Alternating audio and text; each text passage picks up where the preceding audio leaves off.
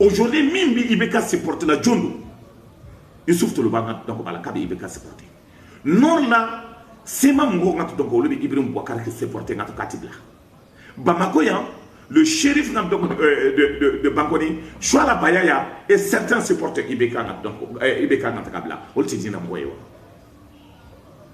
Namanyongon Leyaka Chiafo. Dambela Horonyana. Allah subhanahu wa ta'ala ba kodon ona. Mali ye chien jamana ye. Mali ye dambe jamana, Mali ye horon jamana ye. Ambe bi sado. Mais nambi sanka do ko kabila ou de banko, ko dambe de banko. Ni fera de bambe que la 7800 morts depuis coup d'état kera. Ma ba wulofla ani ma keme shenge ani ko min sara asara modela. Dogono mi sara dantala, fula mi sara dantala, fula mi ka dugu tira dantala, dogono ka dugu tira dantala, anga dugutigi mi sara dantala, abekela mun de kama. O bi ɲɔgɔn fagala mun de kama.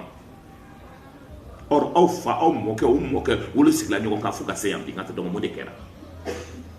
A bɛ jɔn de ka ci la. Kɛlɛ bɛ kɛla jɔn de nɔfɛ. Mun kɛlɛ don. A bɛɛ bɛ sa ka dugumakolo in to. Ni tiɲɛ b'a la. Ibrahim Bouakar ka sigi an n'a ka kɛ nka tɛ vis-à-vis. Depuis Ibeka nana ni y'a san 7 ye o mun de kɛra n ka dɔn k'a fɔ ko centre kɔnɔ n ka taa ko fɛn dɔ ɲɛnabɔra. Parce que Moussa Temeni bi kɛ député bi n ka taa dɔn ale gɛnni damanden dɔw la a bɛ taa dɔgɔnɔdugu la a bɛ na n ka taa dɔw b'a fɔ ko ka kana ci parce que a y'o rencontré. Problème ka bon Moussa Temeni ma, problème ka bon Youssou Toloba ma, problème ka bon Boli ma, problème ka bon n ka taa Sema mɔgɔw ma, problème ye Mali ko de ye. Bɛɛ n'i ka waati de kɛ ka taa. Youssou Toloba waati dɔ tun sera ni armée tun y'a sɔrɔ n ka taa dɔn o ye bombardé même kɛ o tun b'a faga. Mun na ni yɛlɛma ye. Boubé de mascarade kɛ Mali kɔnɔ, Boubé de n ka taa ko bɛɛ tiɲɛ Mali kɔnɔ, Boubé de n ka taa dɔn ko nin bɛɛ bɛɛ wuli n ka taa dɔn ko au nord de Mali et au centre. An y'a ye min kɛra Diéné mara la. Le Mali ne peut pas continuer, le Mali ne mérite pas ça. An bɛɛ k'an bɔyɔrɔ dɔn, an k'an ka kabila dɔn, an k'a lajɛ baara bɛ kɛla cogo min. Mali y'an bɛɛ de ta ye, an bɛɛ ye dɔgɔnɔ ye, bɛ fu jina nani, bɛ bɔn turu bɛ n'a to, bɛ banka jɛna ye, bɛ bɔ jina n'a ye, bɛ fu bɛ bɔ jina ni ɲɔgɔn. Ça ne peut pas continuer. An bɛɛ b'an faso dɔn. Ni jamana nana ka kɛ n ka taa k'a fɔ n ka taa ko an tɛ tiɲɛ fɔ a kɔnɔna na k'an bɛ mɔgɔ supporter pour le plaisir de supporter a ti ɲɛ. N bɛ wele bila an ka maa min bɛ Côte d'Ivoire, n bɛ wele bila an ka maa min bɛ kɔfɛla la bɛɛ ko bɛɛ k'a dɔn k'a fɔ ko kurun sera tiɲɛ ma.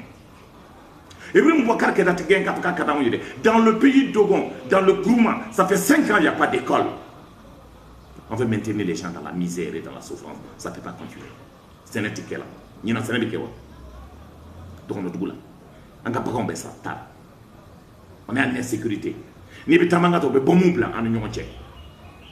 Depuis 100 jours ngata ka foto on sera bombe blanc. Ka fa 100 jours ngata donc flow sera bombe blanc là. Tout ça il y a une manipulation derrière. Qui et qui sont derrière? France Bala. Ibrahim Bouakar qui est à Bala.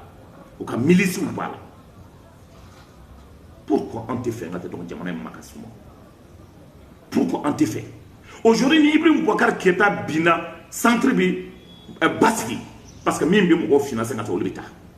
Ni Ibrahim Bina nord bi Basiki, parce que accord mi ngata ko bana. Min do mo bi seka jo. Tchou bi jo kele ka seka ke. Mais Mali seka continuer les conditions là pour des histoires. A fora ya kone ma voleta sumela ye ka bay fly ngata donc ko dugu bici. Nya fo ya ngabe filila. Abisika sumela bola sumela tara sumela tunna sumela minena depuis quand maintenant mo be fala ngata ka dugu la. Flow to dono juye dono to fla juye. Mami mbo chela ngata ka ngata ka be ko envolé o denga to Mali juye. Donc il est bon que Mali on kanyo il est face à face pour que anga saka solution sur la kona Mali en bel détail wati ni ko e be palo sini bisa no kuma we chen anga hakili siki ko ke chula o kelenga Bamako kalaya o kelenga nord kalaya o kelenga centre kalaya jone ka nodo on dit que siki dambe la ko ngala ka siki ka kuma wa kamali ko tawa jɔn de ka intérêt b'a la maaw ka ɲɔgɔn faga jɔn de bɛ marifa feere la centre la jɔn de bɛ kisɛ feere la centre la c'est ça le véritable drame an de ka denmisɛnnin fitininw bɛ faga an de ka musokɔrɔbaw bɛ faga mun kɛra Tori mara la kunna sini à 4 km de chez moi je suis fagala cɛkɔrɔba don Yossi fagala cɛkɔrɔba don Guro fagala jeune don